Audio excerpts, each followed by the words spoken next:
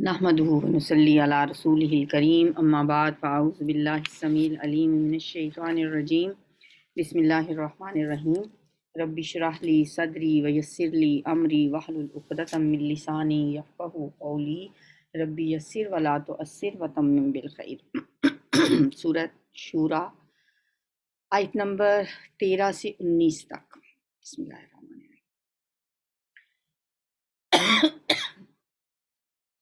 شرع لکم من الدین ما وصی به نوح والذی اوحینا الیک وما وصینا به ابراہیم وموسیٰ وعیسیٰ ان اقیموا الدین ولا تتفرقوا فیہ. وہی بات جو میں نے شروع میں آپ کو بتایا تھا کہ سورت کا کیا مرکزی مضمون ہے، وہ اب ان آیات میں بات آ رہی ہے. بڑی اہمیت کی حامل ہیں اگلی یہ 2-3 آیات. یہاں یہ لفظ ہے جی شارع. اس لفظ کو بہت اچھی طرح سے پہلے تو سمجھ لیتے ہیں.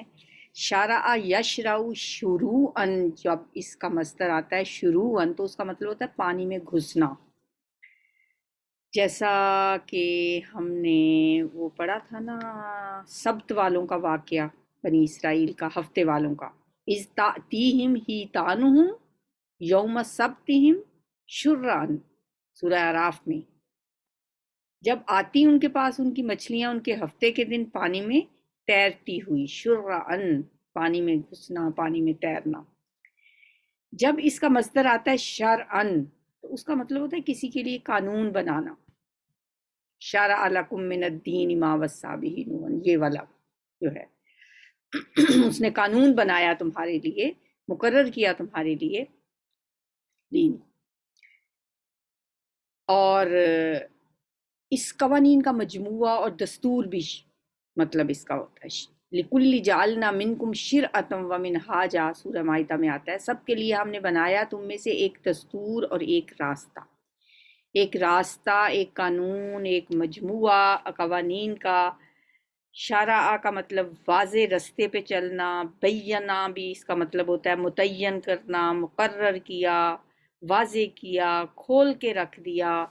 یہ اس کے معنوں میں آتا ہے. شرعتن کے ساتھ ساتھ شریعتن، قوانین کی پابندی کرنے کا ضابطہ. شریعت کیا ہوتی ہے؟ قوانین کی پابندی کرنے کا لائحہ عمل. ثم جعلنا کا علی شریعت من الامر فاتبعها، سورہ جاسیہ میں، الجاسیہ میں آتا ہے. پھر ہم نے رکھا آپ صلی اللہ علیہ وسلم کو ایک ضابطے پر، حکم میں سے. علی شریعتن، شریعتن ایک شریعت پر، ایک ضابطے پر. من الامری حکم میں سے، فتبیہا تو آپ اس کی پیروی کریں. تو یہ تو ہو گیا مطلب شریعت کا، شرع کا. شرع اس نے مقرر کیا لکم تمہارے لیے، من الدین دین میں سے. ماں وہی طریقہ، وصا جس کی وصیت کی تھی. وصیت کیا ہوتا ہے؟ تاکیدی حکم. بہی اس کی، نوح علیہ السلام. آپ کو بھی وہی شریعت ہم نے آپ کے لیے مقرر کی ہے دین میں سے، وہی طریقہ جس کا اس اللہ نے حضرت نوح علیہ السلام کو تاکیدی حکم دیا تھا، یا حضرت نوح علیہ السلام کو جس کی وصیت کی تھی. اب یہ 2 لفظ ہمارے سامنے آ گئے، ایک ہے دین اور دوسرا ہے شریعت. شریعت کو میں نے واضح کر دیا، دین کو بہت دفعہ پہلے بھی بتایا جا چکا ہے. مالک یوم الدین جب ہے تو وہاں پہ اس کا مطلب ہے جزا و سزا. اس کا مطلب دین کا مطلب قانون بھی ہوتا ہے، جیسے سورہ یوسف میں ہم نے پڑھا دین الملک، بادشاہ کے دین میں. یہاں دین کا مطلب قانون ہو گیا. مذہب بھی اس کا مطلب ہم لیتے ہیں، لکم دینکم ولی دین. تو یہ دونوں لفظ ذہن میں رکھ کے یہ بات ذہن میں رکھ لیں کہ دین ایک ہی ہے، شریعتیں مختلف رسولوں کی مختلف ہو سکتی. جیسے سب شریعتوں میں توحید ایک مرکزی مضمون ہے، ایمان لازمی بات ہے. دین سب کا ایک ہے، شریعتیں مختلف تھیں. مثلا نماز کا طریقہ مختلف تھا، حلال و حرام کے کچھ قاعدے ڈیفرنٹ تھے. یہ شریعت ہے، دین ایک ہے. تو یہاں فرمایا جا رہا ہے کہ اس نے مقرر کیا ہے تمہارے لیے دین میں سے. اے مسلمانوں، لکم کا جو لفظ ہے نا، یہ میں بتاتا ہے کہ اللہ تعالیٰ مسلمانوں سے مخاطب ہے. براہ راست مسلمانوں سے، امت سے خطاب ہے۔ مکی صورتوں میں چونکہ عام طور پہ یا ایھا الذین آمنوا کے الفاظ نہیں ہمیں ملتے، بہت براہ راست مخاطب اللہ نہیں ہوتا مومنوں سے، بلکہ نبی صلی اللہ علیہ وسلم کی وساطت سے اہل ایمان کو پیغام پہنچایا جاتا ہے۔ لیکن یہاں پہ لقوم کا جو استعمال ہوا ہے وہ بتاتا ہے کہ اللہ تعالیٰ امت سے مخاطب ہے۔ شرع لکم، اس نے مقرر کیا ہے تمہارے لیے دین میں سے جس کی وصیت اس نے حضرت نوح علیہ السلام کو کی تھی۔ والذی اوحینا الیک، اور وہ جو ہم نے وحی کی الیک آپ کی طرف، وما وصینا بہ، اور جس کی ہم نے وصیت کی تھی ابراہیم علیہ السلام کو اور موسیٰ علیہ السلام کو اور عیسیٰ علیہ السلام کو۔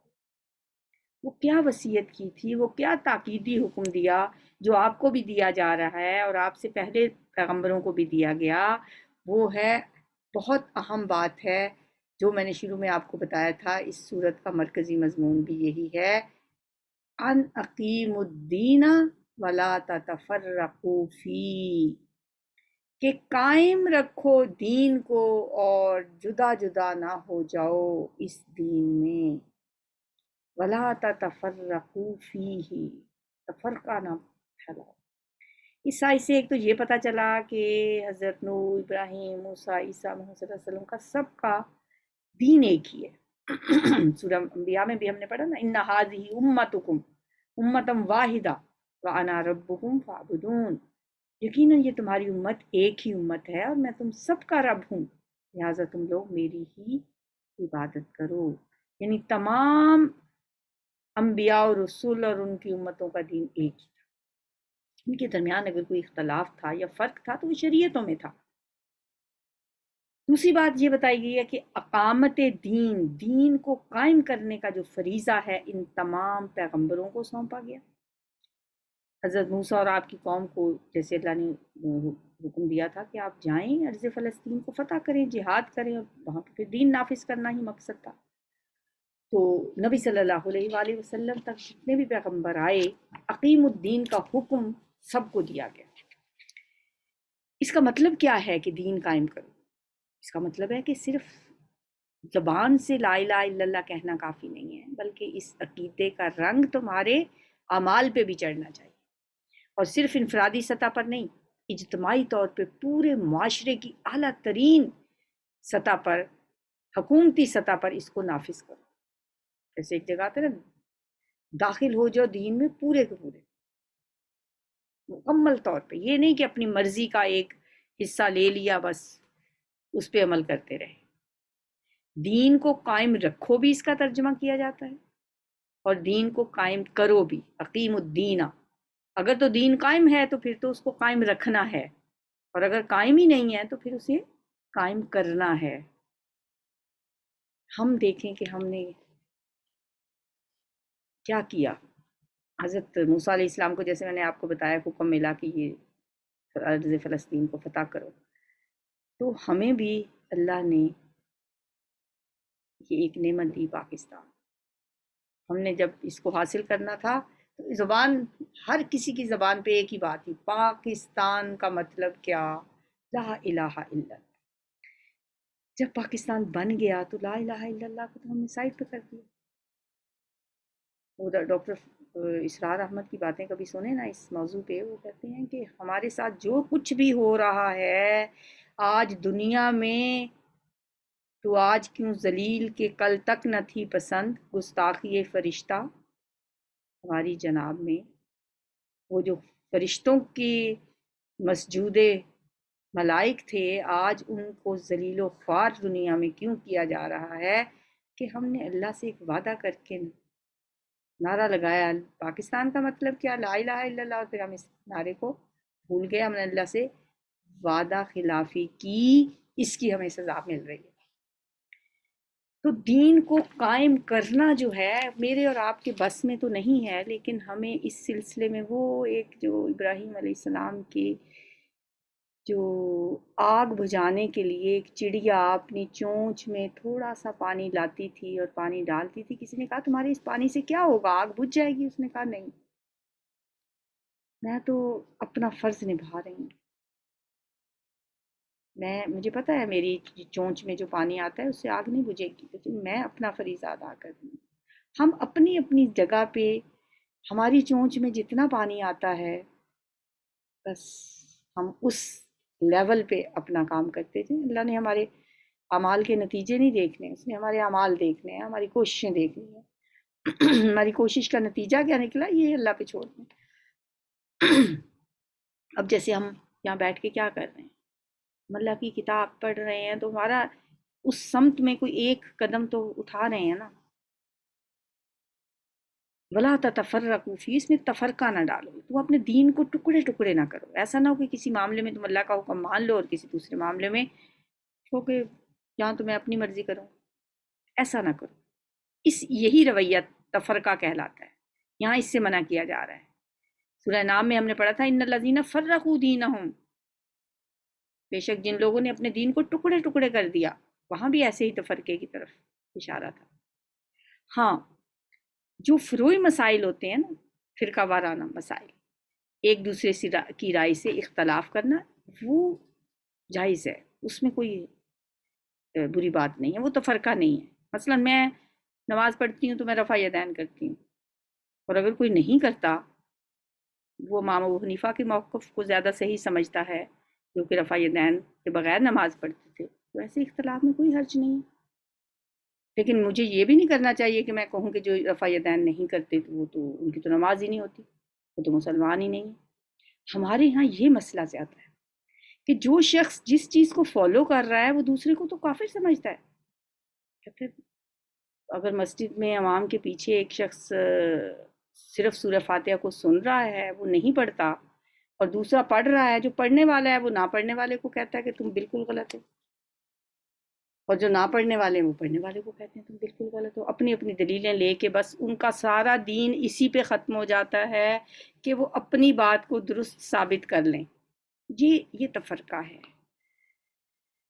اس کا علاج بھی یہاں بتایا گیا ہے، آگے جا کے ہم پڑھیں گے کہ تفرقے میں نہ پڑھو. واعتصموا بحبل اللہ جمیعا ولا تفرقوا، اللہ کی کتاب کو اور اس کی رسی کو مضبوطی سے پکڑ لو، تفرقوں میں نہ پڑھو. یہ مان لینا چاہیے کہ حنفی، مالکی، شافی، حنبلی سب کے سب ایک ہی دین پہ چلنے والے ہیں، اسلام کے ماننے والے ہیں. اس طرح مختلف پیغمبروں کی شریعتوں میں بھی اختلاف ہو سکتا ہے. اب شریعت محمدی کا زمانہ ہے، اس سے پہلے شریعت موسوی کا دور تھا، اس سے پہلے کوئی اور شریعت تھی. اپنے اپنے دور میں وہ سب شریعتیں درست تھیں. لیکن یہ بات ذہن میں رکھنی چاہیے کہ تمام انبیاء کا دین ایک ہی تھا. ان الدین عند اللہ اسلام، دین اللہ کے نزدیک اسلام ہی ہے. کبر علی المشرکین، کہاں گزرتی ہے، بہت بھاری لگتی ہے مشرکین پر. ما تدعوہم، وہ بات جس کی طرف آپ ان کو بلاتے ہیں، الیہ، اس کی طرف، جس بات کی طرف آپ بلا رہے ہیں مشرکین کو، وہ انہیں بہت گراں گزرتی ہے، وہ ان پہ بہت بھاری ہے. ان کی زندگی تو اسی پہ چل رہی تھی کہ جو حصہ اللہ کا ہے وہ ہم اللہ کو دے رہے ہیں، جو بتوں کا ہے ہم بتوں کو دے رہے ہیں. جیسے آج کل ہم بھی کہتے ہیں کہ بس ٹھیک ہے، جو مولوی کہتا ہے اس کی بھی سن لو، جو حکومت کہہ رہی ہے اس کی بھی سن لو، جو جیسے جیسے ہیں بس سب پہ چلو، ہر چیز بس ٹھیک ہے. تو یہی حال ان کا تھا. چنانچہ مشرکین جو اللہ اور بتوں کے درمیان اپنے دین کی تقسیم پر مطمئن ہیں، انہیں توحید خالص کی دعوت اچھی نہیں لگے گی، انہیں تو بری لگے گی. سورۃ توبہ میں بھی آیا نا، والذی ارسل رسولہ بالہدی ودین الحق لیظہرہ علی الدین کلہ ولو کرہ المشرکون. وہی تو ہے جس نے بھیجا اپنے رسول کو ہدایت اور دین حق دے کر تاکہ غالب کر دے اسے کل کے کل دین پر، خواہ یہ مشرکین کو کتنا ہی ناگوار گزرے. ولو کرہ المشرکون، ظاہر ہے نظام توحید کے قیام اور دین حق کے غلبے کی صورت میں مشرکین کے دلوں میں آگ تو لگے گی. لیکن اللہ نے تو اپنے رسول کو بھیجا ہی اس لیے ہے کہ وہ اللہ کے دین کو پورے نظام زندگی پہ غالب کر دے. لیظہرہ علی الدین کلی اللہ یجتبی الیہ من یشاء ویہدی الیہ من ینیب۔ اللہ یجتبی چن لیتا ہے، اجتبا کا لفظ بہت دفعہ میں نے آپ کو بتایا، چن لینا، جیسے مصطفیٰ ہوتا ہے اسی طرح یہ لفظ ہے چن لینا۔ اللہ تعالیٰ چن لیتا ہے اپنی طرف، الیہ اپنی طرف، کھینچ لیتا ہے اپنی طرف، من یشاء جس کو چاہتا ہے، اللہ ہمیں ان لوگوں میں شامل کر لے جنہیں اللہ اپنی طرف کھینچ لے۔ ویہدی اور وہ ہدایت دیتا ہے، الیہ اپنی طرف، من ینیب اس کو جو اس کی طرف رجوع کرتا ہے۔ یہ ہے اصل بات کہ اللہ کس کو چن لیتا ہے، کسے اللہ تعالیٰ اپنی طرف کھینچتا ہے، یہ اللہ کی دین ہے۔ کبھی کبھی وہ راہ چلتے کو اپنی طرف کھینچ لیتا ہے۔ صدیقین جو ہیں عام طور پر وہ بڑی محنت اور ریاضت کے رستے پہ چلتے ہیں، پھر قرب کے مقام تک پہنچتے ہیں، جبکہ کچھ خوش نصیب ایسے بھی ہوتے ہیں جنہیں اللہ کسی خاص موقع پر اپنی طرف کھینچ لیتا ہے اور قرب کا مقام عطا فرما دیتا ہے۔ حضرت عمر کو دیکھیں، اللہ نے اس طرح اپنی طرف کھینچا کہ کیا کرنے گئے تھے، گھر سے کیا کس نیت سے نکلے تھے، اتنا خوبصورت اللہ تعالیٰ نے ان کی زندگی کو بنا دیا، ایک لمحے میں صبغت اللہ کا رنگ چڑھا دیا ان کے اوپر اور ان کی زندگی ہی بدل۔ وَيَهْدِي إِلَيْهِ مَن يُنِيبُ وہ اپنی طرف ہدایت اسے دیتا ہے جو خود رجوع کرتا ہے۔ ایک تو اللہ جسے چاہتا ہے کھینچ لیتا ہے، اور پھر جو رجوع کرتا ہے اسے بھی اللہ اپنی طرف بلاتا ہے۔ ایک سٹیپ تو آپ کو لینا پڑے گا، ایک قدم آپ کو اٹھانا پڑے گا۔ میں اکثر دیکھتی ہوں ایلیویٹرز پہ جب ہم چڑھتے ہیں بس ایک قدم رکھنے کی دیر ہے، وہ ایک قدم ہی مشکل لگ رہا ہوتا ہے نا کچھ لوگوں کو۔ بعض لوگ اس کے پاس کھڑی ہوتے ہیں، کچھ لوگ جنہوں نے کبھی یوز نہیں کیا ہوتا تو وہ کھڑے رہتے ہیں کہ ہائے میں تو گر جاؤں گی گر جاؤں گی۔ مجھے یاد ہے عمرے پہ ایک دفعہ ایک خاتون کھڑی کھڑی کھڑی، میں شاید چلی گئی تو مجھے یہ خیال آیا کہ اس کو مجھے پکڑ کے چڑھانا چاہیے۔ میں پھر واپس آئی، پھر میں نے اس کو ساتھ پکڑا ہاتھ سے، میں نے کہا اب جیسے میں قدم رکھوں گی بس جو آپ سٹیپ آئے گا آپ نے اس کے اوپر ایک قدم رکھ دینا ہے، بس پھر آگے خود بخود۔ تو جب پھر دوبارہ سے میں نے اس کو چڑھانے کی کوشش کی، میں پھر چلی گئی اور پھر پیچھے رہ تو اتنی ہیزیٹیشن۔ تو اس رستے میں بھی ایک ہیزیٹیشن، ایک ریزسٹنس ہوتی ہے نا۔ شیطان ہمارے دلوں پہ قبضہ جمائے بیٹھا ہوتا ہے، جیسے کہ حدیث میں آتا ہے کہ ہمارے دل پہ چونچ رکھ کے بیٹھا ہے، دل سخت ہو چکے ہیں، اب اس رستے کی طرف آنا ایک قدم بہت مشکل ہے۔ جب آپ ایک قدم رکھ لیتے ہیں نا پھر اللہ تعالیٰ آپ کے لیے وہ رستے آسان کر دیتے ہیں۔ وَيَهْدِي إِلَيْهِ مَن يُنِيبُ منیب بننا ضروری ہے، پہلے رجوع کرنا خود سے بہت ضروری ہے۔ یہ ایسا علم نہیں ہے، یہ ایسی چیز نہیں ہے، یہ قرآن جو ہے یہ ایسی بات نہیں ہے کہ اللہ ہر کسی کو یہ بٹ رہی ہو جیسے شیرینی بٹتی ہے، نہیں، یہ اللہ اپنے چنے ہوئے بندوں کو دیتا ہے، منیب بندوں کو دیتا ہے جو اس کی طلب رکھتے ہیں، جو اس کا شوق رکھتے ہیں۔ جن میں شوق نہیں ہے، دنیاوی علم آپ کے پاس پیسہ ہے نا ہر ڈگری آپ لے لیتے ہیں۔ آج کل تو آپ کو میڈیکل میں داخلہ نہیں ملا، انجینئرنگ میں نہیں ملا، آپ کسی پرائیویٹ یونیورسٹی میں جا کے پیسے جمع کروائیں اور چلے جائیں، اور 4-5 سال نہیں تو 6-7 سال میں آپ کو ڈگری ملی جائے گی۔ لیکن یہ جو علم ہے یہ محبت شوق مانگتا ہے۔ وما تفرقوا اور نہیں انہوں نے تفرقہ کیا، الا مگر من بعد اس کے بعد ما جاءہم العلم جب آ گیا ان کے پاس علم، علم آنے کے بعد انہوں نے آپس کے ضد کی وجہ سے، ہٹ دھرمی کی وجہ سے انہوں نے تفرقہ کیا۔ علم آنے کے باوجود نبی صلی اللہ علیہ وسلم کے مخاطب کون تھے؟ مشرکین اور اہل کتاب۔ مشرکین کا تو اس دعوت کو ماننا مشکل تھا، ٹھیک ہے، پیچھے ہم نے پڑھا کہ کبر علی المشرکین